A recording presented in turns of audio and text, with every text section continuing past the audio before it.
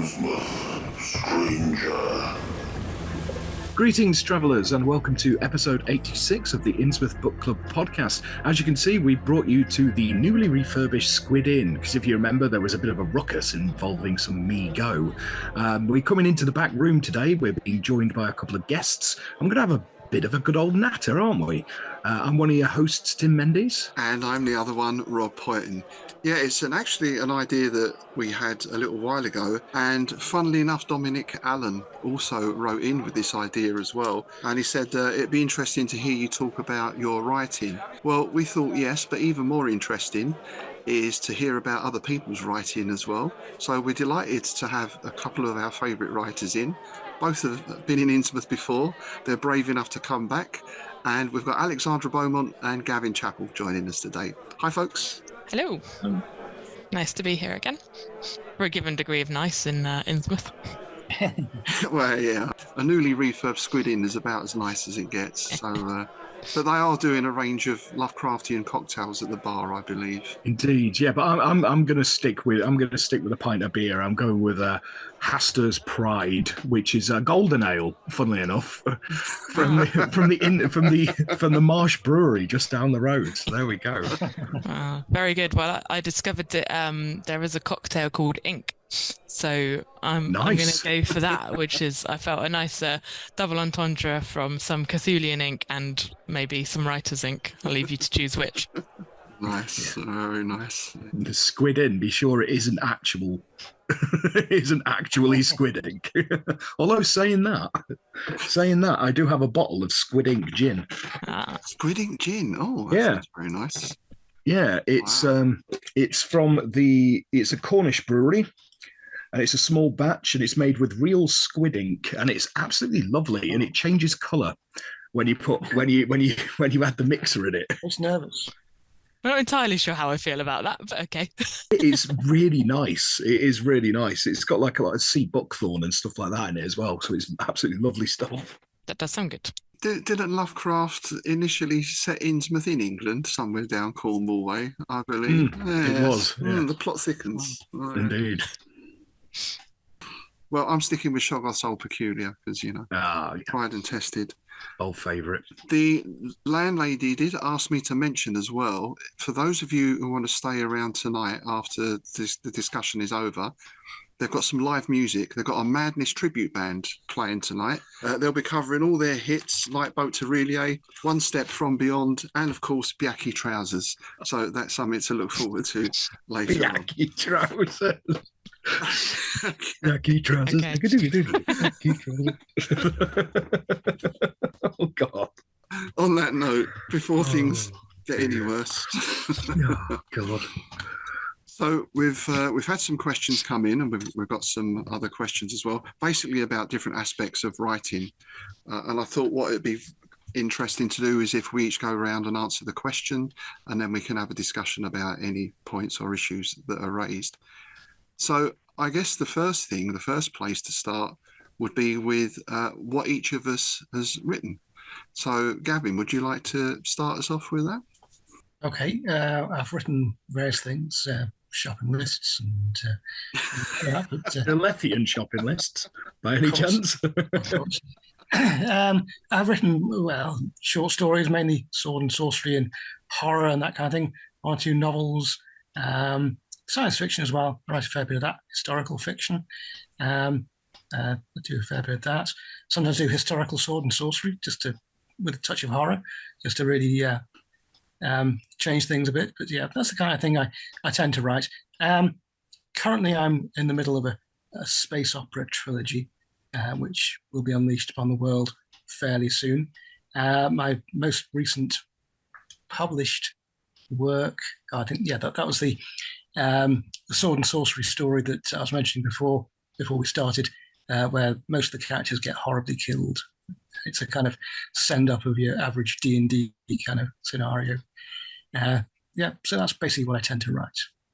Alex? For me, it's so mostly I'm in the fantasy genre, but what I've done with that is I've blended it quite a lot with folklore because that's sort of an area of passion for me. And I think what I've realised, having now written two full-length novels that either one is published and one's about to come out in August, they both have quite closed societies in them, which are kind of cult-like, and then sort of have either people sort of coming in and experiencing them from the outside, or trying to get out of them to experience the wider world and things like that. And so what I quite like about that is sort of the slow build, this kind of folk horror vibes of that, and the mystery mixed in with that. So while it's fantasy, there's quite a lot of sort of cross-pollination with other genres in there. But I'd say probably what I'm really going for is sort of folk horror and a little bit sort of gothic elements as part of that. And when I'm saying gothic, I mean sort of gothic in the kind of 1800s definition of it, where it's like nature and mystery and like the landscape being kind of ambiguously for or against you. So much good stuff all in that, I think. My first sort of lot of writing really was non-fiction. I was writing for magazines in the 80s and 90s on the martial arts and health and fitness sort of industry. In fact, I was publishing a magazine for a while in the 90s as well, and that led into writing non-fiction books. And I think with the rise of self-publishing and the technology to be able to do that yourself, I then started bringing out fiction, mostly weird fiction, short stories, putting anthologies together. We've just released our 7th Innsmouth Gold anthology. I've been lucky enough to have been published in such august publications as Lovecraftiana magazine. Thank you, Gavin. Good publishers of that. Yeah, so have I. Yeah. You got Lovecraftiana alumni here today. Yes. I've also got a Sword and Sorcery series out. I think that's up to 7 volumes now. I've done a couple of military sci-fi novels and one modern day thriller that I might do a follow-up to at some point. That was something quite different. So yeah, it's again mostly in the weird fiction area, I guess, which I imagine is pretty much the same for you, Tim. Yeah, pretty much. I'd say 99.9% of everything I've written could be classed as weird fiction and cosmic horror mainly. Yeah, when I only started writing properly, I've written off and on throughout my life, but I was a chef for many years, so I couldn't really devote any time to it. But when I came down with a spinal complaint called transverse myelitis, and I was basically told, right, that's it. For a start, I was told I wasn't going to walk again, but I'll prove them wrong. I was like, well, what am I going to do? I'm going mad sitting here staring at the wall. So I started actually writing properly, and I just churned out. And then lockdown happened, and I ended up just churning out hundreds and hundreds of stories, and they all sort of would fall under the Lovecraftian banner, most of them. I've done other bits and pieces, bit of like sci-fi and things like that here and there, but mainly that. I've got a couple of short story collections out, but what is it now? 8 or 9 novellas? I've forgotten. 8 novellas, and I've got another 2 novellas and a full-length novel on the way as well.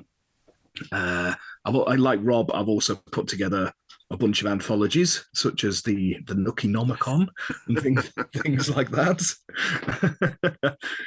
Yeah, that's pretty much my thing. Yeah, I'm dipped my toe into non-fiction now, so basically like you in reverse, Rob. But we'll get to that later on. And but yeah, it was something I was thinking about, and it's actually come up in the questions we'd ask. So what are your approaches to writing, specifically plotting? How do you go about it? Because like my process, I don't really plot. I'm a complete pantser. I have an idea and I just write it. So how do you guys go about it? For me, I'm a plotter. And that's partly because by day I'm a trained project manager, and so I can't do anything without a project plan, which is horrible and slightly boring, I believe.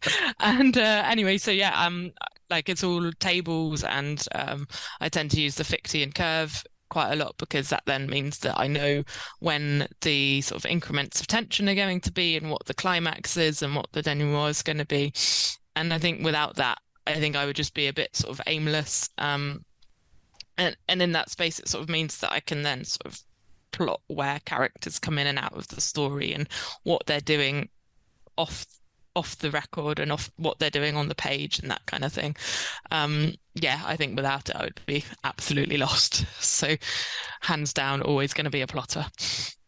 Well, when I'm not writing, I tend to get involved in education and that kind of thing and giving talks and that. When it comes to that, I tend to be a pantser, as in I've got an idea and I just make it up and go off in different directions and so forth. But when it comes to writing, I cannot write without knowing where I'm going. I need to know how the story is going to end before I start writing it, because otherwise I get so far and think, I don't know what's going to happen. And I usually don't end up writing, because when I started writing, I would just think, hey, this would be a good start to a story. So I'd write the start to a story. And that was it. I wrote the start of any number of stories. And eventually I thought, hang on a second, what about a story where this thing happened, that happens, and that happens, and then this happens at the end? And then I wrote it. And then I thought, so I love things like the Lester Dent method and all that sort of thing. This happens here, and this happens there, and that happens there, and then you have a climax and so on. What's the Freytag's pyramid and all those kind of diagrams of how plots develop. I love that kind of thing. And I like to think, yeah, straight over my head. I'll send you a copy of the diagram, and you'll probably think, rubbish. Well, loads of people have come up with analyses and diagrams and so forth of the ideal plot. But I like to have an idea of where it's going before I make a start, which isn't to say when, if it seems to be going off a different direction, I'll develop it, I'll bring in new characters and so on. So I'm quite flexible, but I do like to know where I'm going. Yeah, you see, I'm the exact opposite, because if I start plotting, I don't get anything written, because I spend all my time arsing about with spreadsheets and post-it notes. I can't write it down. If I write down the plot, I will never write the story. Yeah. So it's going to be all up here. Right. But I do need to know how it's going to end. Even if it ends completely different, I need an objective. Right. I would say I'm kind of similar to that, somewhere between the two, maybe, because generally, well, if it's part of, like, for example, the Sword and Sorcery series, so that follows one character from a youth through his various adventures. So in a sense, in this volume, he's in like a kind of Viking-y place, and in the next volume he's going to be a pirate. So that kind of almost sorts the plot out in a sense that you're going from A to B. But the same for short stories. I generally think of a setting, an idea, or something like, what if a ghoul got loose in the British Museum in wartime London? That might be interesting. So that might form the nucleus of it. And then I think, well, what do I want to happen? Well, we need this to happen. We'll have a detective come in. Perhaps we'll have a chase across London rooftops, and it will finish with a little twist where the ghoul is revealed to be his brother or something like that. So that will be the sort of structure of it. But then I often find when I start writing, the characters start having conversations and things start happening that I never even thought of. Yeah. Because I don't know about you guys, but I always think, oh, right, so my character's here and he's talking to this guy in the pub, and that guy turns out to be a Freemason. And then suddenly we've got this whole little other thing opens up. Yeah. So I've not plotted that as such, but it almost sort of spontaneously comes out. Yeah. It's the kind of martial arts stuff I do is very much improvisational, as opposed to your very classical martial art thing. And I think this is a little bit the same. Someone once said to me, "You're making this up as you go along." I said, yeah, but I was trained to do that. Yeah. Yeah. I feel for me, it's that sort of approach. Yeah, because that's simple. That's how I kind of write. I tend to get a stupid idea in my head and then have to write a story to get to the stupid idea. That's kind of where I'll go, ooh, what if a Shoggoth bursts out of somebody's lavatory? Right, so I've got to set that up now. But along the way, that's why I can't keep to word counts, because I'll go, oh yeah, I can do that in 3. All right, here we go. But they do say writing in is kind of like quite a standard thing to do. I mean, I certainly write in to the first chapter of any book that I'm doing, and then there's sort of a chunk of it that then I'll sort of cut back quite heavily at the end, where I've sort of almost, it's it's me writing the exposition to tell myself the story before I then sort of cut away that rubbish and let the reader work it out for themselves. Quite interesting the way Tolkien went about writing the Lord of the Rings, because he basically started writing it without any idea what was happening, and then he got to a point where he worked out what it was going to be about, and that's when he went back and wrote, the various chapters where Gandalf sits down there and explains the entire history of Middle Earth to all the characters, because he'd worked it out while writing it, and then he had to go back and insert it in the story. Didn't he throw an early draft on the fire or something? He might have done. Yeah, it was David Green telling me about it. Yeah. Sounds like but apparently he just went, "Oh, this is crap," threw it on the fire and started again. Funnily enough, in common with Lovecraft, he was quite self-critical, I think, in that sense. Yeah. Right. Wasn't Bilbo originally called Bingo Baggins, I think, and there were various other quite odd names. Originally, it was going to be the Lord of the Rings was going to be about Bilbo Baggins going off to find more treasure, and then he realised that wouldn't really work, because at the end of The Hobbit, it says he lived happily to the end of his days, and had to go back and rewrite it, and then bring in Frodo. Yeah. Well, that brings us on nicely to our next question, because Tolkien is probably the preeminent world builder. I don't think there's anyone who's matched him for depth and breadth and sheer level of detail. So how do each of you approach that? Because even if we're working in a historical fiction, there's still a kind of element of world building, I would think. Would you say that, Gavin? Yeah, well, I started writing historical fiction because I couldn't be bothered with world building. I thought, well, if someone's done it before, it exists, it's done already, then I don't have to bother. But yeah, you have to bring it to life. You have to research. And whenever I mention historical fiction, writing historical fiction to people, I say, doesn't that mean a lot of research? I say, well, yeah, yep. But to be honest, I'd rather write about historical fiction. I'd rather write about the Dark Ages, let's say, or even the Roman Empire, something where there's so many sources, but a limited number, than write some kind of modern day thriller about the real world, which I know nothing about. Because I don't live there. Yeah. And Alex, your book was this wonderful setting, which was sort of, would it be fair to call it sort of Elizabethan-ish, but in, I don't know what to call it, an alternate reality or a fictional world, but again, something that you created. So what did you decide to pull from history, and what did you decide to add in yourself? Yeah, so this is for Testament of the Stars, which is the book that's currently out. So with that, I was always really fascinated by sort of Elizabethan court, in that it's this very odd dichotomy of beliefs where you've got all of this very Christian, fervent sort of belief in the church and all of that sanctity and things like that. But in parallel to that, you've kind of got this harking back to sort of the older ways and the older beliefs that are still hanging around in the sort of culture of people's minds. Like, people are still thinking about astrology as this really powerful tool for divining how a battle's going to go or what a marriage is going to be like. And there's all of this stuff that people do kind of almost in their day-to-day lives, like not just to do with astrology, but also to do with sort of flowers being sort of like a thing that if you sort of put lavender under your pillow, you were going to dream of the person that you would marry and things like that. So it's kind of almost this conflict between those two sides of things. And I thought that was really fascinating.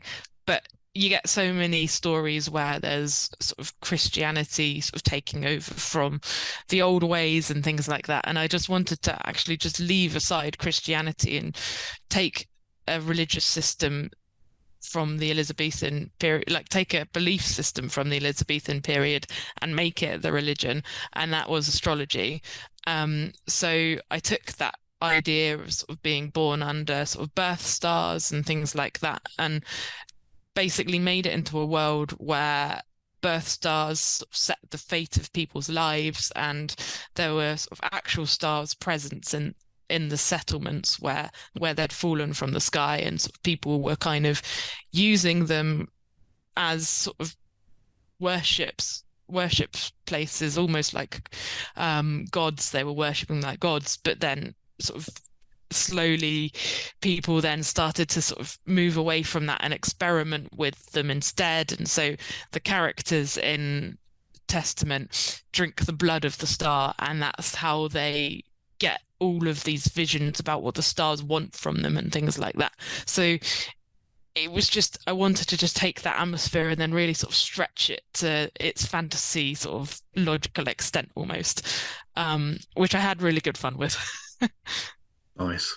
And I think that's something that really worked well. And one of the things I really enjoyed about the book was, on the face of it, you think, oh, it's astrology, so, born under it. But no, these are physical presences in the world. And it's kind of, you're not sure what they are. And there was just a nice level of learning a little bit about them, but still keeping that actual mystery, which, I don't know, is that going to be revealed in another volume, perhaps? Or can we not say? Maybe. I have loosely mooted a sequel to Testament, which is probably going to be called The Astral Tide. When I write it, we'll see how I fit that into my quite busy schedule of things. But I almost don't want to exactly reveal it, because one of the things that I quite like about sort of the folk horror type folkloric vibes that I'm trying to sort of weave into stuff is I don't want it to be fully known. And that's kind of something that actually plays out in my next book, which isn't part of the same series. It's in a completely different series, where the sort of natural phenomena that people are discovering isn't fully known. And so they're kind of, some people know about it, but some people don't. So I think you almost need to always have someone who's going on a journey of finding out a bit more about what the odd thing is before you then sort of fully reveal it to them and sort of break their perception of the world in doing so. I think most of the weird fiction I've written is set in the real world at various times. I'm thinking back on like the anthologies in particular. I think one was Elizabethan. The latest one, the London stories, was set in the Blitz in London. And that was interesting because I was able to draw on quite a lot of family history for that one. Oh, that's interesting. I do enjoy that research aspect as well. I'm working on something at the moment, maybe we'll talk about later, which is set, I know one of Gavin's periods is written in a lot of sort of Roman Britain. And there's a lot of interesting research to be done on that. And then for my fantasy series, the Wolf Who Would Be King series, that's an unashamed Robert E. Howard rip-off, or homage, I prefer to say. And I've just basically nicked his idea of, you've got your Viking civilization, you've got your Greek civilization, Egyptian, and so on, and just changed all the names. So it's world building in a sense, but it's all very much based on sort of historical places and people to some extent. And with the sci-fi, I think it's almost like, depending on what sort of sci-fi you're going to do, that's very much military sci-fi. So all you need to know is guns and fighting and spaceships. Some hyperdrives, yeah. Yeah, you don't have to worry about the technology or anything, because they've got warp drive or hyperdrive or jump gates, and that's it, So that's really the world building is almost secondary in that sort of thing, I think. Yeah. As long as you got some kind of version of a ray gun, some way of traveling through space that doesn't take forever. Yeah. And some kind of bug-eyed monsters. You're good, aren't you? Yeah. There you go. Just change the name. That's it. Come up with a new name for hyperdrive, and no one will guess. And you just need names for the kit, because that's the military thing, right? It's a TSG-50. Oh, that's it. Yeah. It could be anything. You've given away the secret now, though. The Wizard of Oz's Guide to Space Opera. Yes. Oh, this is the peek behind the curtain, isn't it? All this stuff. So, yeah. Do you think space opera is about sort of as hard sci-fi world building? Because my understanding of space opera is that it's much more about like the sort of holodeck kind of drama of like people bickering happens to be in a space setting. Yeah, it's a soap opera, isn't it? Yeah, it's like a soap. Yeah, it's a soap in space. Yeah, it can be, or it can be Star Wars or Dune and that kind of thing. Yeah, and wasn't the original Star Trek build as Wagon Trail in Space, wasn't it? I think. Yeah. Well, it's Hornblower, isn't it? Yeah. I mean, it is Hornblower in space. Yeah, pretty much. Yeah, it is. It is literally Hornblower in space. Yeah. Well, a Mandalorian is basically the good, the bad, and the ugly in space. Well, there have been a lot of space westerns, and some are less subtle than others. But I mean, original Battlestar Galactica degenerated into space western when the budget ran out, and things like Firefly as well. I mean, it's basically, Yeah, I mean, I think we can agree that Firefly is the best space western. Yes, and why did they cancel it? Why? I know. One of the defining questions of our age, isn't it? Why did they cancel Firefly? Yeah, I did hear that. I think might have been Joss Whedon or one of the actors perhaps said that they'd like to redo another series if they ever could get sort of a collective budget to do it. I feel like geeks everywhere would contribute to that GoFundMe though. Oh, they could kickstart that. I'm sure that within a week that would be there, wouldn't it? I'm sure. Yeah. It's not a conversation of four geeky people unless you talk about Firefly being cancelled at least once. So we've ticked that off. Done. It's true. Yeah. How about you, Tim? What's your approach to that? I guess you're setting mostly like me in historical, actual real world, but what elements do you bring into that? Yeah, again, because I've actually got a milieu. I've got my analog of Lovecraft Country. I've basically two strands of my things. I have the historical bit, which is all sort of late Victorian, or you sort of Woodhouseian, chaps and butlers thing. I mean, that's my main other bit. But the sort of there's a lot of crossovers because I've got this setting in Cornwall. Because when I started out doing what a lot of people do. I'm going to set it in Arkham, and then realised I didn't have a clue what I was talking about. The same as Ramsey Campbell, and it was reading Ramsey Campbell's notes on the Drugstore Indian version of Inhabitant of the Lake when he's talking about the influence of August Derleth and Derleth's letter to him, basically saying, stories are good, but you haven't got a clue what you're talking about. Go away and write it about somewhere you know. So he went away and created his own milieu, Brichester, Severn Valley, and all that kind of thing. So I was like, oh, I'm going to do exactly that. And I was thinking, well, where can I do it? And I was thinking, where is the most Lovecraftian place I can think of? It's got to be a Cornwall, right? And because then you've got all these lovely elements. You've got the mines, and you've got all the folklore that you can then put a Lovecraftian spin on it, which is something I've done, like knockers in the mines and all that kind of stuff, right? And Beast of Bodmin, and then give it a sort of mythos explanation. It just sort of worked, and the earlier stuff was all set sort of now, in inverted commas, sort of modern. Ish. And I went back and I started doing what became the Hollow Hills cycle, which was all set in Victorian period, in a village. And then, but because I'd done this milieu, all the characters and the families started spinning off from that. So throughout all my stories, there's family, like ancestors and people and recurring characters popping up in short stories and novellas and things like this, and like police officers just popping in and out. So it's all kind of connected. Everything I've done is kind of connected, some of it more tenuously than others, but it is all connected in some way, shape or form. My other main cycle is my Eugene Angove cycle of stories, of which I've written something ridiculous like about 9 or 10 novelettes now. I need to collect them at some point. And he's basically my Bertie Wooster, but he's basically, if Bertie Wooster was Indiana Jones, he's an incredibly incompetent explorer that somehow gets mixed up in all this occult nonsense, and has to sort of, and he's got his Jeeves Hampton, and he's become my occult detective. He's my version of Carnacki, and I put like a link to Carnacki in the origin story and things like that.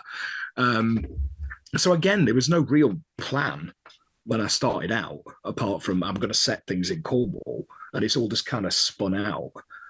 And it's now sort of spread all the way across like the south of England now, because I've done quite a bit set in London, but it's Eugene Angove in London, you see. So it is, again, it's all ties in. And the novel that's coming out some point this year. Oh, right. It's set in the future.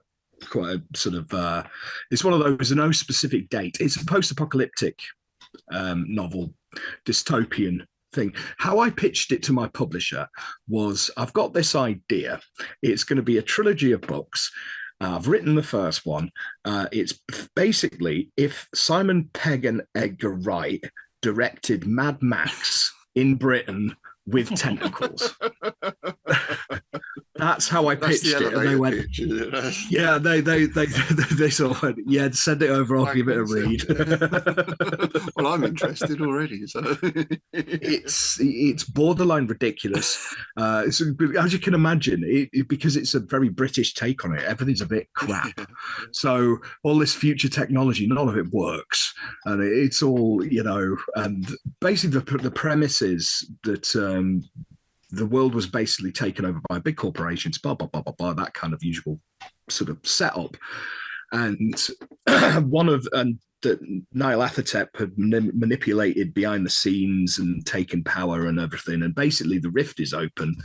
Old ones and their minions are all lurking about the place and trying to get a foothold. There's a power struggle and power vacuum. And basically it's centered about a group of people in a flooded Cornish town living in like trying to like do something about it, right? Well, deep ones trot about the place and things like that, and but not all the deep ones are bad. You've got good deep ones and bad deep ones, and we've got the Vormi in there as well. A prize fighting Vormi called Mugasufar, yeah, who I'm very proud of. He's one of my favorite creations. So yeah. So coming on to that then, so you mentioned Eugene Angove and then even mentioning deep ones here, that brings us on to character, I think. Yeah. So I think with character, that's possibly the most interesting part for me. So how do you develop a character? Do you start with a name? Do you describe characters in stories? Because I noticed some writers go into a lot of detail on physical descriptions and some never even really describe their characters. And how important is it to also have different characters and diverse characters in your writing as well? Well, I like to have characters that contrast with each other. That's one of the main things. And if one has one particular set of characteristics, I want someone who's completely different. I think, sometimes I base characters on people I know, or sometimes on existing fictional characters. What I find about characters is the most important thing is knowing what they want. If you know what they want, then you know what they're going to do in any particular situation. If you've got two characters who want different things, radically different things, or want the same thing but for different reasons, then the rest of it is just window dressing, really. I mean, the characteristics and so forth are not as important to my mind as what drives them. That's what I think, and that's what creates the story as well. The characters, what drives them, what they're willing to do to get it, and how they clash. That's where the story comes from, in my experience. When I started writing, I was more interested in plot than characters. I was interested in what they do. I wasn't interested in, why they do it or what they look like or anything like that. But I think as I've developed as a writer, I've become more interested in I try to make characters interesting. I don't know if I do that. I don't know if I succeed. I always feel a bit insecure about my characters. People will say, I've got one of my Roman novels, I got 2 reviews for it. One said, some of the characters were fine, but I hated that one. And the other one said, well, they were okay, but that one, the same one, should have a spin-off series. I was like, hang on a second. Wow. One of them hates it, the other one loves it. Yeah. I don't know where you are with characters, my experience. Yeah, I unfortunately, it's not relating to characters specifically, sorry, but I had a similar sort of 2 reviews in quick succession. One said the world building is very like empty. There's not enough world building here. And then I had another review come in a few moments or like a few days later, which was like excellent world building, really fleshed out. And I'm like, what do I do with that? And I mean, I think this is why they say the writer is dead and never read your reviews. But I was just like, okay, cool. But yeah, I mean, I think for me, diversity in fantasy fiction is really important. I think there's quite a lot of fantasy, certainly traditionally, which, like we talked about last time when we did this podcast, we talked about sort of how in days of old, like it would be very heterosexual, it would be very like white male people would be the very like heroes of the story and things like that. And there's been a lovely sort of, I guess, revival of fantasy in these years with very different protagonists and focuses and things like that. And but one of the things that I sort of feel quite strongly about is having sort of protagonists that aren't always just heterosexual, but not doing it in a way that sort of really overly calls attention to it and others it. It's just having it there as a comfortable thing. So in Testament of the Stars, the protagonists, they're in a sort of lesbian sapphic relationship, and it's just part of the story, part of the accepted society norms that there's no sort of like specific person you have to or have to not be with or anything like that. You could just be with anyone. It's fine. And then in Dissonance of Birdsong, which is the book coming out in August, is I wanted the main character to be bisexual, but again, it's not sort of stated because you wouldn't have that word for that in ancient Cornwall. Sort of as a bisexual person, you would just, again, it's just that's what they are, that's what it is, and I've just sort of left it in there.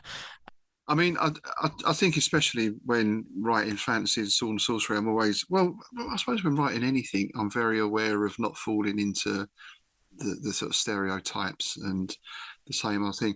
I mean, out of sensitivity is one thing, but just out of a wish to create something interesting and different as well. And also, I think that's a good point you make. Like certainly in the Sword and Sorcery series, there's a character who's gay rather than a gay character, if you know what I mean. Yeah. So that is just part of what he is, rather than it's you know. And I think that's where you get your interest in the characters, as Gavin said. People's motivations are different. If it's the same sort of people all the time, it's the same motivations, it's the same actions, it gets very dull very quickly. Yeah. So I think there's a double thing there. One, it's nice to hopefully represent different points of view and different people, but I think in doing that, you add to the interest of your characters and your plots. Yeah, I agree. I think there's also a strength there, isn't there? And like, as you say, that sort of difference of perspective. Absolutely. I mean, one of the things that sort of I was grappling with a little bit while I was writing Dissonance was I'd just been diagnosed with chronic sinusitis. And so what I wanted to do is write a character who wasn't in peak physical health. Like, I think a lot of the time, certainly in sort of young adult fantasy, you sort of have quite a sort of strong, plucky person who's ready to fight for what they need and things like that, and sort of almost don't really always face physical struggles in doing so. So I almost wanted to sort of come at diversity from a different angle for this, and like kind of it was me writing around like what I was going through as well a little bit, but at the same time I sort of thought, well, what would you do in this world, and like how would you sort of get by, and what choices would you make if you were offered sort of solutions to it and things like that? Would you make those sacrifices, that kind of thing? And yeah, I sort of question a little bit sometimes what I did do with that, because there's always a thing like, don't use magic to fix any illnesses in this kind of thing and things like that. And sure. I didn't really do that, but it sort of felt a bit close to that in some ways in some of how I handled it. But I think it never fully goes away, because it does come back here and there depending on condition. And that was sort of one thing that I really wanted to bring across, was like, there's a lot of people that have sort of chronic illnesses and things like that, where they just come back and you don't always know why and when they're going to come back, but it just comes back and it hits you. And that's sort of how I tried to bring it along for this character, really. And the reason, sort of coming full circle on that, is I don't think you see that a lot in fantasy. Like, yeah, the main characters will face struggles, but you don't always see them have like a pervasive internal struggle that they can't get rid of, and it's just always there. And yeah, it felt sort of like a powerful place to play in, really. And not play is sort of the wrong term, but yeah. Oh, no, what you mean it's you're working in it. I mean, I think in terms of classic sword and sorcery, and I don't know if it's a good example or not, but I know Michael Moorcock wrote Elric almost as an anti-Conan, because Elric is not strong and he needs to take medication to survive and that kind of stuff. But then you get that struggle with the fact that he relies on Stormbringer and the aid of the gods or whatever to get him through. So it can be a difficult area, because I don't want to say you don't want to present things in a positive light, because in some ways there's nothing positive about an illness, but then you make the character positive in some way. Would that be a way of putting it? Yeah, I mean, that's how I've done it, because obviously I mentioned that I had that condition and things like that. So I deal with quite a lot of pain on a day-to-day basis, but I just get through it. It's got to that point where I don't really notice it. It's become reality. It's become normality almost, and twitches and spasms and all that kind of business. I just get on with it, and I like to do that with the characters. They have a problem, but they deal with it in a positive way, because well, like when these things first happen, it's miserable. It's so miserable. But to read another person's experience of how you get better, you overcome it, that's quite inspiring. And it was sort of like I had to go to like a lot of physiotherapy and hydrotherapy and all this sort of stuff. And there was this lovely little old lady who used to go, what was her name? Muriel. She was awesome. And she had all these ailments, but she was always like bright and breezy. Oh, good morning. How are you doing, Tim? Da, da, da, da, da. We're going in the pool and come on, in we go. Come on. And I was just like, this woman is amazing. She's great. And it kind of inspired me to not be such a miserable arse about things and just get on with it, right? So I think you can do that with your characters. It's quite a positive thing. I think the ring in The Lord of the Rings is a good example of something that creates an internal struggle. I mean, it could be compared with addiction or some kind of illness or something like that. And the effect on Frodo is very marked. I mean, to start off with, he's the center of the story, but as the ring becomes more and more of a burden, then the less effect he has on the story. And Sam Gamgee has to shoulder his burden, and eventually it's Gollum who actually destroys it. I wonder there if, again, I shouldn't talk for Tolkien too much, but obviously there's going to be some aspect of his First World War experience going into that. And as you both have mentioned there's an aspect of your personal life comes into the writing, which I suppose it must do for all of us in some way, because, we're expressing ourselves. It might be through fictional means, but can you write and not put something of yourself in, or can you write and not have some sort of message or point of view? I wouldn't. I think it'd be difficult to do that as a real writer, rather than just churning something out. Yeah, I just think it would feel really insincere, right? I agree. If you weren't to infuse it with any kind of real emotion that you'd felt or understood some way, either through yourself or through those around you, it's just hollow. Well, we're back to August Derlett's letter again. What he said to Ramsey Campbell: go away and write what you know. Because, I mean, I've done it when I've started writing it. I've got an idea. I'm going to set it in a period I know nothing about. And I start and I'm just completely dead in the water because I haven't got a clue. Whereas I know quite a lot about the Victorian era because I read a lot of like the true crime accounts and things like that. So I know a lot of what was going on in London in that period. So that I hit the ground running. So I guess it's the same with any other kind of character. There's always, I think there isn't always going to be a certain aspect of your experiences or knowledge or learning in there Because if there isn't, it's just going to be, it's just going to fall completely flat, isn't it? You know. Yeah. I've known people say, "Can you write me into your story? Can you write a story about me?" And things like that. I couldn't do that, but I can write stories that are sort of inspired, yes, negatively inspired by people I know or experiences I've had. Have you got a shit list as well? Because I've been slowly working through mine ever since I started getting published. Every writer's got one. And my trick is to get the name as close as I can to that person without it actually being the name, which I've done a couple of times. See, I have. Yeah. Peter Blakey Novice from Red Cape Publishing, when he turned up to the Innsmouth Literary Festival. No, it wasn't the Innsmouth Literary Festival. It was another festival. It was another convention I'd gone to with him. He had the best T-shirt. It says, "Be nice to me, or I'll put you in one of my novels." I haven't actually done that, but now I'm starting to think I might need to try. It's beautifully cathartic. It really is. Oh, it is. It is. I can recommend it. It always makes me think of the quote from A Knight's Tale where Chaucer says, "I will eviscerate you in fiction." That always sticks with me. Yes. Yeah. Yes. Yeah. And there's no real comeback to it, is there? That's the thing. You can't. How do you respond to that? Oh, there's always the shadow from the steeple and the haunter of the dark. Yes. Indeed. Yes. Absolutely. Yeah. You kill me in my story, I'll kill you in mine. Yeah. Though I love the way Robert Bloch wrote to Lovecraft to ask for permission to do that. That was so sweet. What I love even more is that Lovecraft wrote back from Cthulhu. sent him a certificate. He sent him a letter from Cthulhu. He sent him a certificate saying he was allowed to do it. That's quite funny.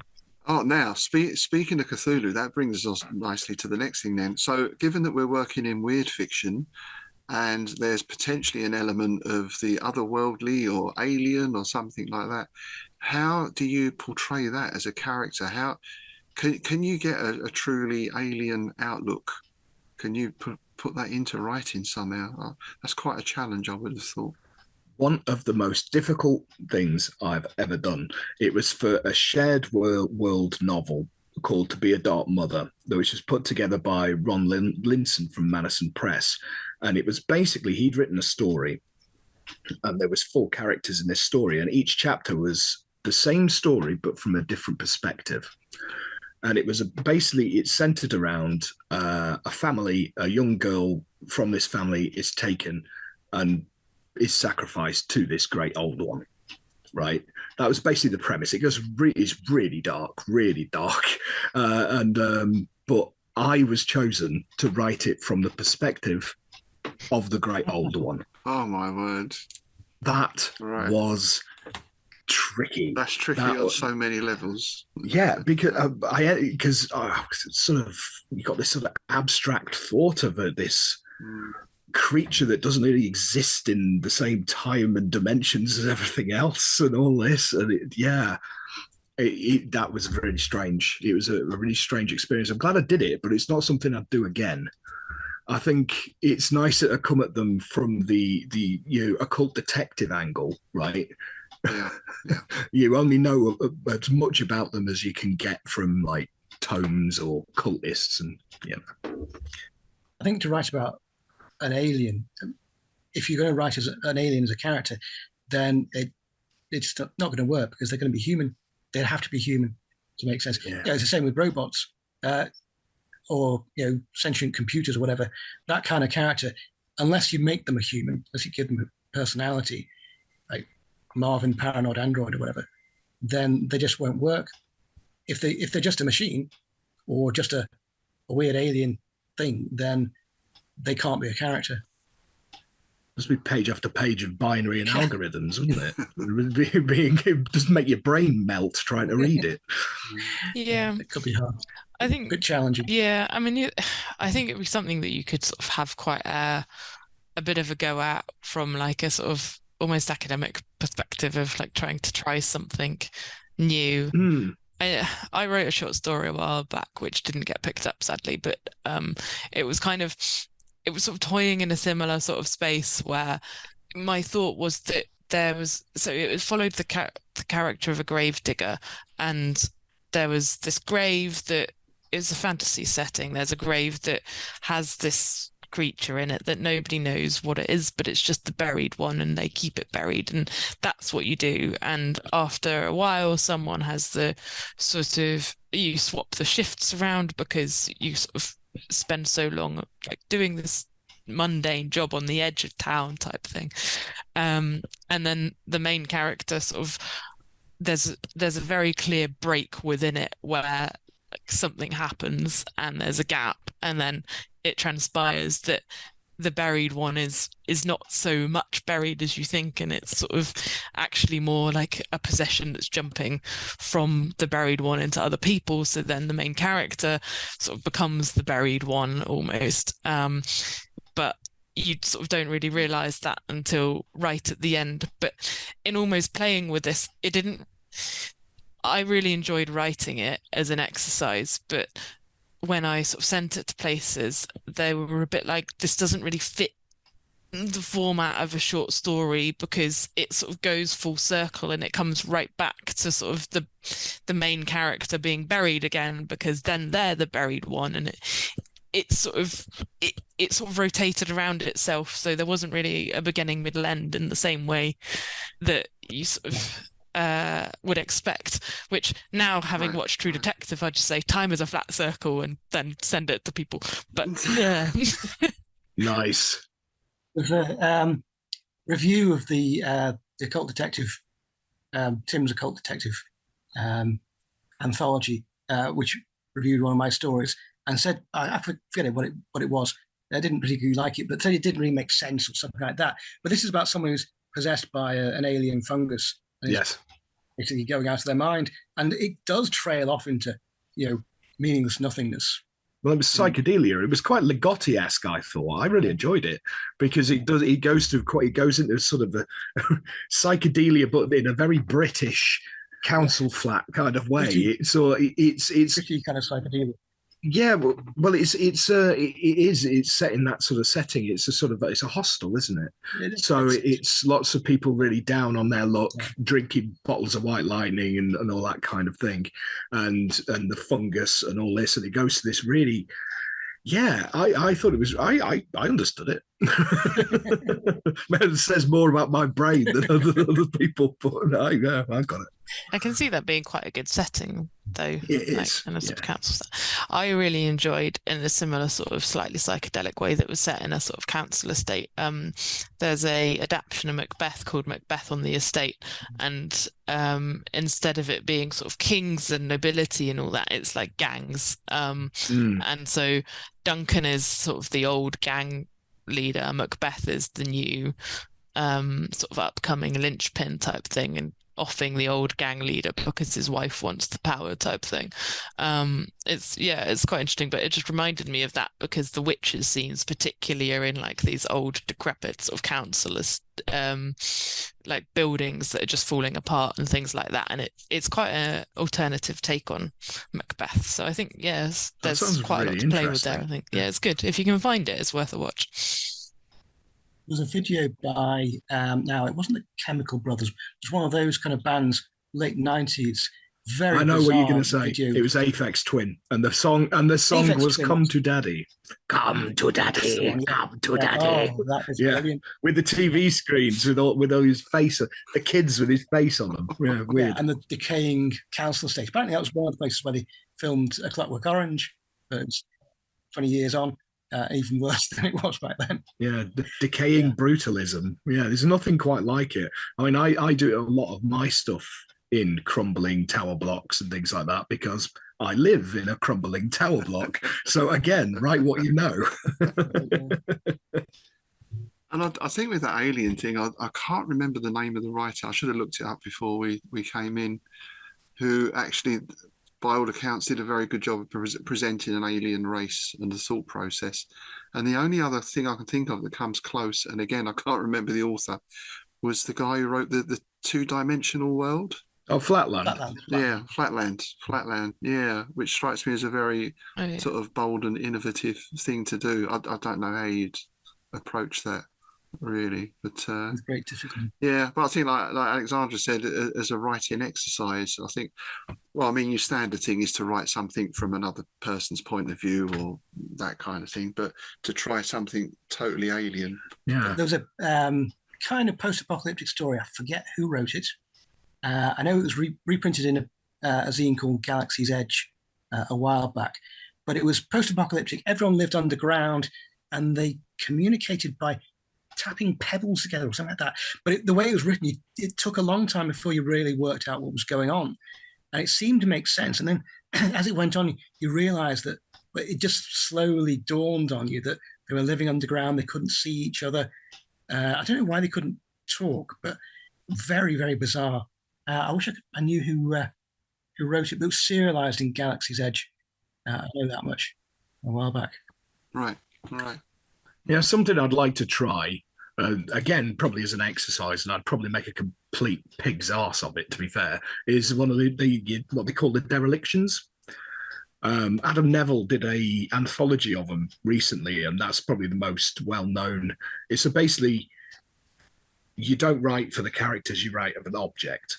So, say, a drop of blood on the floor. So, and you trace backwards from that. So you trace from where it dropped, and you'll go and you'll show that scene, and then it'll go back from there, and it'll basically jump from object to object or event to event. And by the end of it, you'll have a full picture of what happened. But it's not done in a sort of linear or normal way. It's sort of like, you get in films where they come in, you see the body on the floor, and then it winds back to Memento would be a good example. That kind of storytelling, that non-linear, disjointed kind of thing. Like I say, I'm probably not intelligent enough to do it any justice. I'd probably lose the thread halfway through and end up trailing off into complete and total nonsense. But I'd like to give it a go at some point, just to see if I could do it. Yeah, I suppose another aspect of that would be like your Burroughs cut up kind of stuff, random words, and then organising that into some sort of, a sort of narrative, I guess. Yeah. But I think it gets to a point where you have to think, well, how far is the reader going to follow this? I think that's why I don't think I've ever seen a novel done in that way. It only tends to be very short, sort of 3,000 words kind of mark. Michael Moorcock's Jerry Cornelius novels were like that. They got more and more like that as they went. There was 4 of them. And the first one, you could read it as a novel, but as it went on, it just got more and more bizarre. It's just like a series of vignettes with the same characters popping up in weird and wonderful situations, and absolutely no explanation. Well, that's quite similar then, yeah. Yeah. I think the thing that it sort of comes back around to, isn't it? It's like, to make a book commercial, you have to have a relatable protagonist that, at least on some level, the reader feels a connection to. Otherwise they will just stop reading. And I think if you're going to do sort of a monster or something like that, it's kind of then hard to sort of keep that thread, I think. I was seeing an interesting conversation about what about unlikable protagonists on X, as it is now, the other day. That was quite interesting because, again, I think that sort of has a similar sort of problem, doesn't it? Like, if you have an unlikable protagonist, there's no real incentive to keep going from a reader's perspective.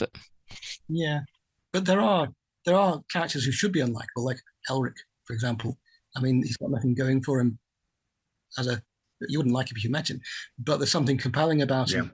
And you get quite a few anti-heroes like that. I mean, if you met them in real life, you wouldn't like them, but you can get behind them. Yeah, as a character. Well, but by the same token, a good monster or a good villain has that aspect as well. So you can think of Dracula as a prime example. There's also a tragic element to them as well. You can perhaps see why he is the way he is. You know, not to necessarily excuse what he does, but and Frankenstein's monster. Heathcliff in Wuthering Heights. This brings us to an interesting thing. It brings me to Roger Zelazny and Night in the Lonesome October, which is one of my favorite novels of all time. Basically, the reason that came into existence was a bet because somebody bet him he couldn't make somebody completely vile likable.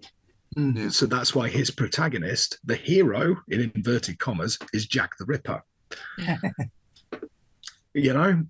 So it can be that. See, it's easily done, but by the same token, it's like your villains, they should be completely, Wait, are you saying it should be completely like dislikable, or?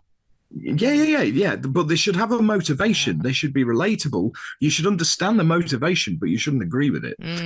I was just going to mention The Matrix. One of the things that really made The Matrix work for me was the speech that was given to Agent Smith, where he talks about humanity being a virus. And I don't know, maybe I was just the only weird one who could identify with that. No. I don't think so. No. And when you get that, suddenly you see these creatures for what they really are. You can understand them, and that gives them so much more depth than just a bunch of monsters cavorting about killing people. I do agree. I think I'm quite partial to a villain who you don't understand at the beginning, but you do by the end. Yes. Yeah. Peeling the onion. Yeah. I mean, one of the things that, I can't really say that because it's a spoiler actually, but I like the sort of double bind where someone that you thought was the villain turns out not to be the villain, and someone you thought was an ally turns out actually, I like that. hang on. Pulling the rug out. Yeah. I was thinking about this the other day, I think, and sort of this, I guess, comes back around to sort of the world building, how you plan a story point. Like, I think good writing is basically how many times can you pull the rug out from underneath your reader's feet? Like, probably not too many times, but I think you've got at least like 2 or 3 in you. I think George R.R. Martin took it a bit too far. Oh, didn't he just? He was played out by the end, wasn't it? Blimey. Yeah. There was a writer friend of mine submitted a story to me a while ago. We were in a group project, but I was the lead on it. And she sent me this story, and basically I read through it and gave my feedback. And my feedback about this one character was utterly vile, wanted to punch him in the face. And she was like, oh no, I've had I'll change it. It was like, no, don't change it. I'm happy that I wanted to punch him in the face because he's a completely nasty piece of work. That's the emotion you should have got out of me. So that was a compliment. That wasn't a criticism. That's probably why actors like going for the roles of Scaramanga and all that. They want to play the villains. It almost seems to be the more enjoyable part of depicting these not terrible people. That's human nature for you, I suppose, isn't it? Yeah. So let's look at publishing as well. I think, as I mentioned earlier, that with the advent of self-publishing for me was a big thing, particularly with my non-fiction work, because I didn't have to go cap in hand to a publisher. I could just put my own stuff out. Is that something you've used, or have you had publishers? And if so, how do you go about getting? Do you have agents and all that kind of thing? What's that process been like for you? For me, I've been very lucky. I haven't self-published. I have a publisher called Bridget Skates Press, and they're an American publisher. I was quite lucky in how I found them, really. Basically, I did a bunch of pitch competitions on Twitter, and they're where I think I might have talked about this last time I was here. You put up a bit of a pitch on a specific day where there's a pitch event, and do a blurb about your book, say what sort of genre is and that sort of thing, and then agents and publishers like them, and then you submit in the normal way at that point, and that you send a 3-chapter sample or whatever, and then if they like it, they'll request the full book. And so I did that, and I found originally a smaller sort of publisher called Gert Dog Press, who sadly for personal reasons closed, but then by the time Gert Dog had closed, I'd already found Bridget's Gate for my second book, and then they took my back catalogue as well. So I mean, I'm really grateful that that's happened. It could easily have not happened. I was also really lucky in that my first full-length book that I ever wrote got picked up, which is quite a rare thing. I think like that doesn't happen to a lot of authors. So I mean, yeah, they say sort of right place, right time. I think I happened to get spotted, and that was really great. And yeah, I mean, I really like working with a publisher, because then a lot of the sort of cover art and things like that I don't really know about, like they have some excellent cover artists that are generating really good artwork, and having a sort of dedicated editor who helps you improve the manuscript to get it to the final stages is, to me personally, is quite a busy person with a full-time job, invaluable. Yeah, I started out with a complete scattergun approach. I wrote a load of stuff, and I was just writing for the sake of my own sanity to begin with. And I got to a point where I was like, actually, some of this is pretty good, I think. You know, I'm going to try sending it out. So what I did was I discovered the Horror Tree. And there's so many indie publishers, right, putting out horror anthologies every month, right? So there's all these submission windows. So I was just firing stories, and most of them were bouncing back, but I'd tweak them, keep going, and just keep sending them to different places. And then all of a sudden, it was strange, because for a while, nobody was biting. And then all of a sudden, it just happened that everything I'd sent out got accepted. So I just kept sending, and in the space, I think it was in a year, I ended up with 80 accepted stories, and I met a bunch of publishers all over the world. And because I had this rapport with them from working with their editors and things like that, when I had novellas, I was like, would you be interested in this? Some said no, some said yes. Some turned out to be great, others not so much. But that's just the perils of indie publishing. But the thing is, again, like Alex, I'm exactly the same boat there. Things like it's the things like the formatting, dealing with ISBNs and all that. I just can't. I'm lazy, right? I'm lazy. I cannot be asked with all that. And yet, You're lazy. You wrote 80 stories and got them published in a year. yeah, I know, but there you go. But it's all that sort of that end of it. I want to be able to just sit and read. I want to be able to just sit and write to a degree. I mean, I have branched out into editing and things like that, but I still use a publisher. If I curate an anthology, I'm still doing it with a publisher. You're doing it for a publisher. Yeah. Because and again, sometimes that works out great, other times not so much. but you know, it's just one of those things. I never really considered self-publishing. Again, it just sounds like a nightmare to me. It's basically dealing with Ingram Spark and Amazon. I have not got the patience to deal with it. That for me is the big downside, in that I do my own publishing, so I do my own formatting and everything else. I think what I do miss is on the editorial side, and obviously I've got people who read for me and everything else. But yeah. So on the downside, yes, I do my formatting, the proofreading, layout. Lara helps with a lot of the artwork, well, most of the artwork. So that's great. That can all be done in-house. On the upside, that plays very well into my OCD. Yes. And I've got complete control of everything. Yeah. And it is one of those things, sometimes you send, I've been published in some anthologies and different bits and pieces, but it comes back. I think, Tim, I've told you before the story about, and we won't say who it was. Yeah. But he totally rewrote the story, changed the sex of the main character halfway through. Yeah. Not from the start, just halfway through for no reason, and totally butchered the story and sent it back. I think it should read like this. And I said, in that case, don't use it. And eventually he published what I'd actually written. I'm not saying it was a great story, but that lack of control, if you like, is something that if it's someone good, like, you know, I've submitted stuff to Gavin and Tim, and you both might say, oh, this and that, fine, because I respect your judgment, you know. But if you don't respect the person's judgment, that does get to me a little bit. Yeah. It sound like taking editorial liberties, shall we say. Yeah. I mean, if I think a story needs the odd tweak or so, I'll say, but I mean, no, that seems a bit too far. But I mean, my experience of publishing and getting published has been very varied. I mean, to start off with, I aimed far too high. About 1999, I was trying to get published by, even before that maybe, trying to get published by Weird Tales. I thought that would be, I mean, Lovecraft got published by them, didn't he? I hadn't the faintest idea what I was doing.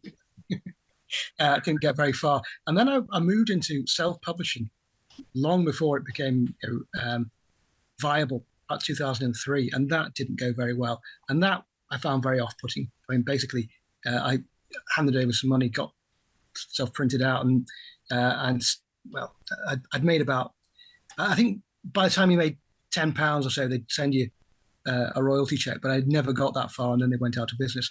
But then well, a couple of things happened to me. One was that I had a friend who was teaching creative writing at a local sixth form college, and he decided to give it up. He couldn't stand the people working there, and he said, "You know a bit about writing?" I said, "Yeah."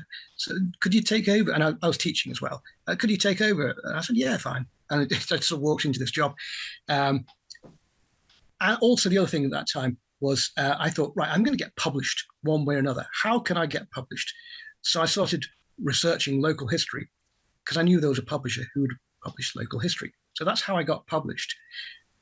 But while I was teaching creative writing, I did a module on self-publishing based on my experience, which had not been positive. But at the end of the session, some of my students came up and said, "We'd like to do that." And I said, what do you mean? "We'd like to self-publish. We'd like to set up a magazine of our own." And I said, "Oh, yeah, that sounds like a great idea." Somehow I became the editor. That was what they wanted all along, right? Yeah. And that's how I edited my first webzine, and then I edited Schlock.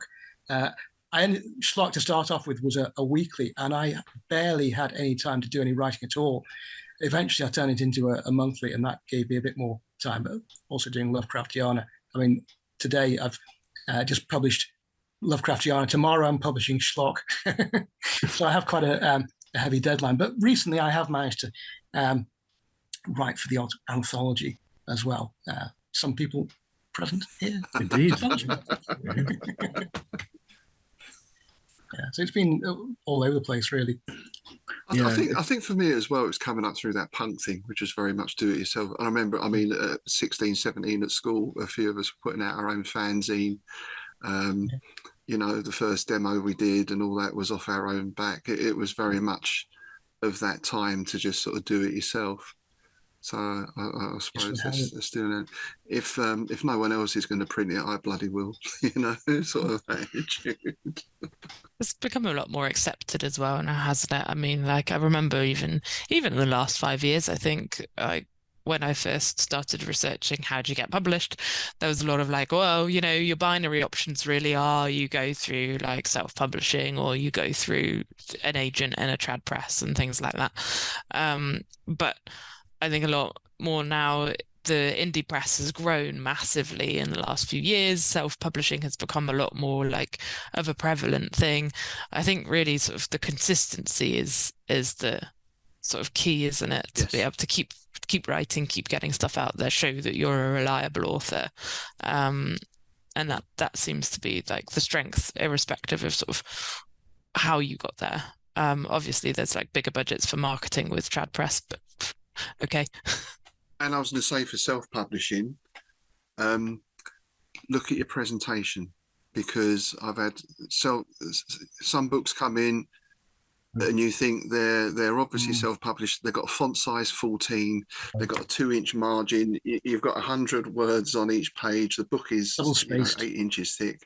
The cover art has got some Comic Sans font on the front, you know, all that sort of stuff. Just basic presentation. I mean, I do have a background in graphic design. I was trained in graphic design and that kind of thing. So there's an element of that going in it. But I always think it used to be called vanity publishing, wasn't it, basically? Yeah, vanity press. Yeah, you know, I can see that a bit, but I would say to anyone, if you are self-publishing, look at other books and see how they're laid out and copy that. You know. Yeah. Well, I mean, that's what I learned, but you know, I'd taken a long time making a fool of myself. Well, it's a steep learning curve, that one. With KDP and things like that, you know, slowly I I worked out, hang on a second, let me look at this book. How have they done it here? Exactly. Yeah, that's it. Yeah. Yeah, I think the rise of indie publishing has been a really good thing because basically what happened was nobody could get published by the traditional presses unless you were an already established name. So it's going to go stale, isn't it? It's the same people, it's the same series. You go into Waterstones and you just got whacking great a wedge of Stephen King books, a wedge of George R. R. Martin. The same covers, right? It's the bloke walking into the distance under a streetlight, and it's that version on 5 different books. Because and it's the same in other genres. In your crime, like you're saying, it's all that kind of thing, and because it's safe and they know it'll sell to a certain amount. Because the publishers are all owned by consortiums of lawyers somewhere in Southern California or something ridiculous like that, and they don't care. They just want to make money. Yeah, exactly. So these indie presses coming out, and there was a big shift. And I think, Alex, I think you're right. I think it was about 5 years ago, wasn't it? There was a big shift, and you saw it because all these authory writery groups, right? And because you have to be, don't you? And people going, oh, have you read this by this author? And it's on this indie press, and people going, ooh, that's interesting. And these things getting really big and selling, and people doing well out of it. So the trad publishers kind of went, hang on a minute, why are our sales down? What's going on over here? So it's forcing them to actually get some new blood in and be more adventurous in the stories they put out. Because for a long time, it was all werewolves and twinkly vampires. And then it was all wizard schools. And then, they have trends, right? So they follow the trend. Something's popular. So, Harry Potter. So I want 18 different authors doing wizards in schools. That does go back quite a long way, though, because, that's how the whole detective genre, for example, started. Sherlock Holmes wrote a detective story. Everyone wrote detective stories. Yeah, well, that's true. Yeah, that's of true. course. That's the market pressures, right? And at the end of the day, that's the world we live in. Yeah, but I think it's more so, or it has been more so, more recently. But I've been involved in all this kind of thing for about 15 years, and it's amazing how it's gone. How self-publishing and small presses have gone from being utterly despised to being, almost taken seriously sometimes. Yeah. I think there is a big parallel with the music scene back in the 70s and into the 80s, where suddenly indie labels sprung up because EMI aren't going to sign us, so we'll go with Beggars Banquet, things like that, right? Beggars Banquet, or Rough Trade, 4AD, all that kind of stuff, right? Who then became bigger and probably at some point were bought out by Sony, and now we're back. Indeed, yeah. Most of them were, yeah. Last orders at the bar. Okay, so I hear last orders at the bar. So we've just got time for a couple more questions, very quick ones. Current projects, what are you working on at the moment, or what can we look forward to in the near future from you? Right, yeah, I'm actually working, well, I will be working when this goes out. I will be working with the editor on the developmental of that first novel in that trilogy. But at the same time, I've just written another new Jean Angove novelette that's coming out in a publication from Crossroads Press, which is going to be called The Book of Hastur. So no prizes for guessing what that's about. And at the minute, I am still writing my non-fiction Bible. It's growing. It's got so ridiculous. Basically, I'm writing a non-fiction book about the history of cosmic horror in video games, and I'm trying to make it as comprehensive as possible. And when I started this project, I didn't realize that I only knew about the tip of the iceberg. It's gonna be one of them books that you're gonna need a forklift to pick it up. Do it in 3 volumes. You could do a nice slipcase 3 volumes next. Oh yeah, there you go. That might have to be done. It might get to that point where it's too big to put in one thing. But we'll see. But I'm having immense fun doing it. But the research, oh man, if you could call it work. Basically, I have to play a lot of video games. A lot of video games. Oh dear. What a hard life. It's a tough show. I think it's got to be a couple of hundred already that I've had to research. So research in inverted commas. So yeah. Gavin, what are you working on at the moment? I'm just in just finished the first draft of the third book in a trilogy, which I'm going to. I haven't released any of it yet, but it's a space opera kind of trilogy. There's a guy who is basically trying to make a living trading from planet to planet, but getting mixed up in space pirates and the authorities and all sorts of things that just cause endless problems. And currently it's a trilogy, but I intend it to become an ongoing series. Nice. Alex? For me, I've just finished finishing the edits that my publisher came back with on Dissonance. So kind of need a bit of a break after having done that. But I'm starting to think about what I'm going to do next. And sort of in typical fashion, I've got quite a lot of ideas of things that I think are really cool ideas. One is, obviously, I mentioned earlier, probably need to write the Testament of the Stars sequel. But also I've got a really sort of fun idea that I quite like, which basically extends the world of Dissonance of Birdsong and sort of serializes it and brings it across a number of different eras as well, which I think enables me to play with the magic system in different historical settings, which I'm quite keen to do at some point. So, and I've got a few other ideas that I've sort of written in a table and I'm thinking about what I do. So I need to pick one of those and go with that.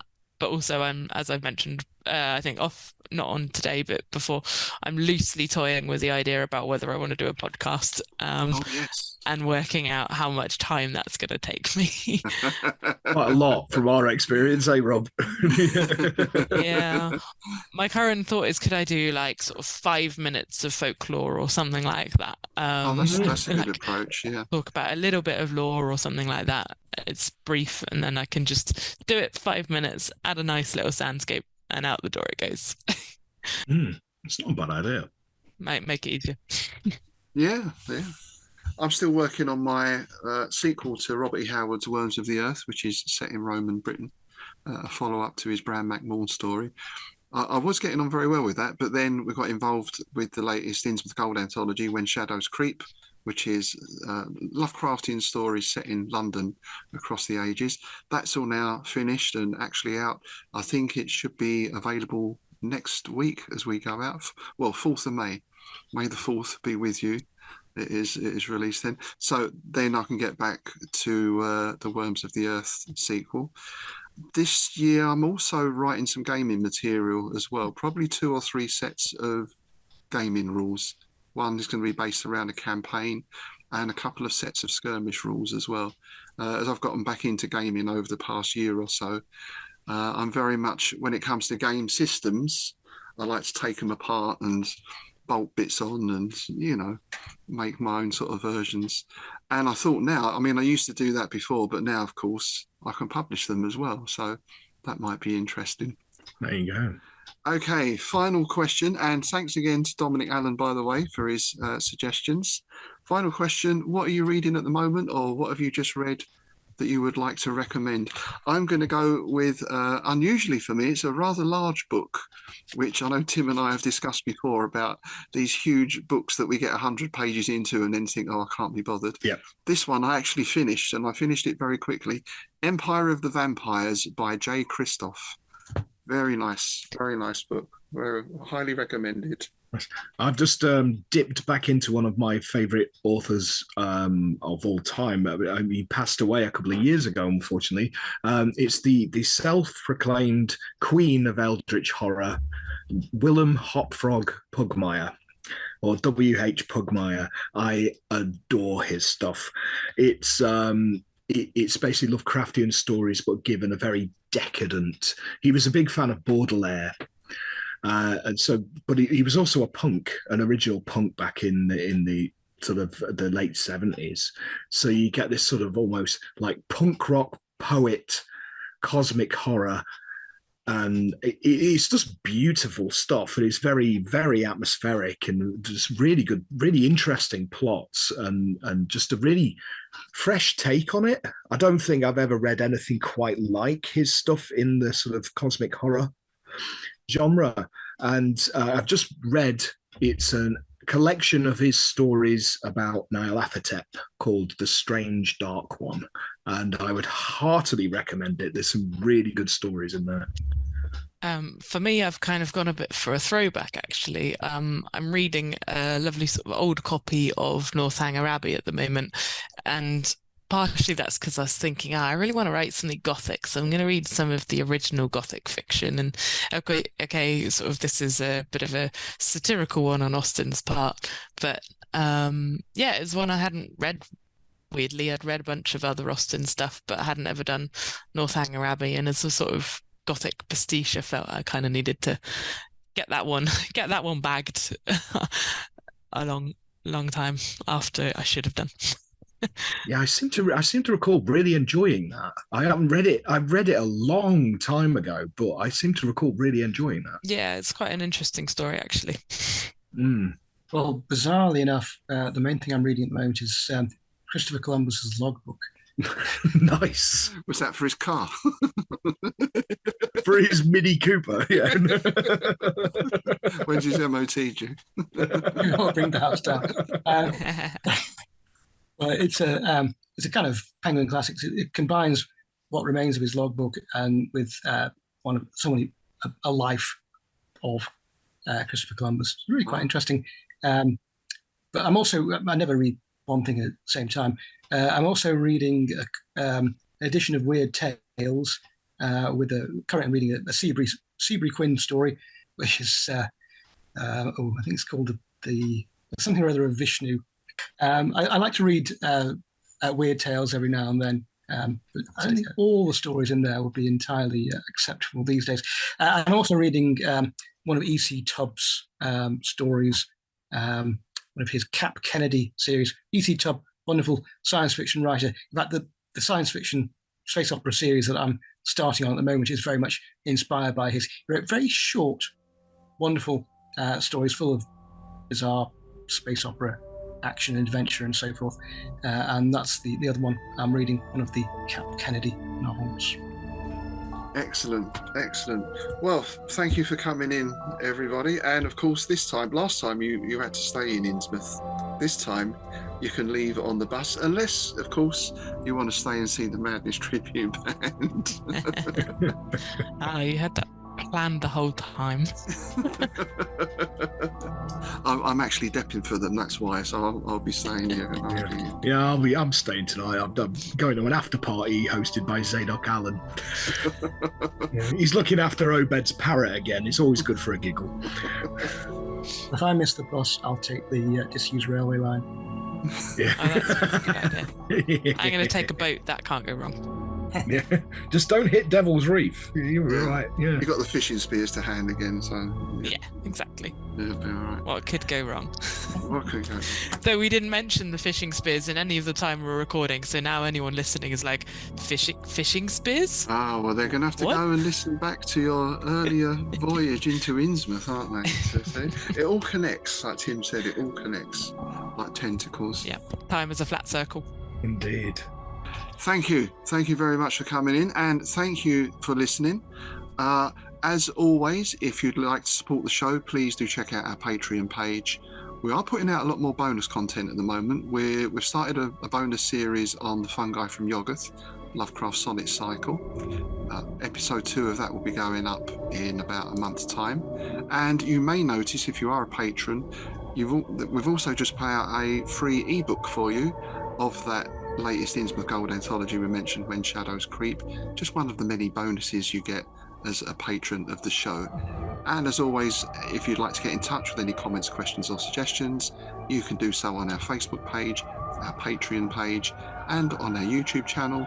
And you can always drop us a line at innsmouthbookclub@outlook.com. So next time we are returning to Mr. Lovecraft, I believe, Tim, for our next episode, our next visit to Innsmouth Library. Indeed, yeah, we thought we haven't actually looked at one of his stories, apart from obviously the Sonnet Cycle. We haven't looked at a Lovecraft story in quite some time. I think last one we looked at was Shadow over Innsmouth, wasn't it? I think it was, yeah. Yeah. So we've decided to delve into one of my personal favourites, which is The Haunter of the Dark. Excellent. Look forward to reading that again and chatting about that next time. Thanks again to our guests for today. Of course, we shall put all their links in the show notes below. And I'd like to say, on behalf of all authors, writers and other creatives, thank you for your support, because without you people out there, then we'd be writing for no one and talking to no one and producing films and everything for no Absolutely. one. So it is very much appreciated.